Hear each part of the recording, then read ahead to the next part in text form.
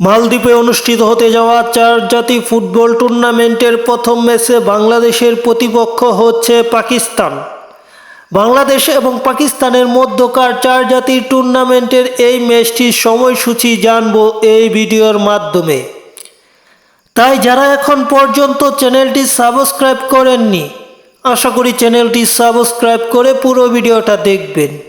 তাহলে মূলত জানতে পারবেন বাংলাদেশ এবং পাকিস্তানের মধ্যকার মালদ্বীপে অনুষ্ঠিত হতে যাওয়া চার জাতি টুর্নামেন্টের দুই দলের প্রথম ম্যাচটির সময়সূচি।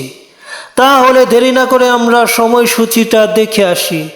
মূলত বাংলাদেশ এবং পাকিস্তানের মধ্যকার এই ম্যাচটি অনুষ্ঠিত হবে জুনের 1 তারিখ।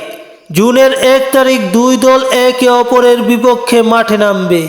এই ম্যাচটা মূলত মালদ্বীপের ন্যাশনাল ফুটবল স্টেডিয়ামে অনুষ্ঠিত হবে এবং এই ম্যাচটি অনুষ্ঠিত হবে বাংলাদেশ সময় বিকেল 5টায়।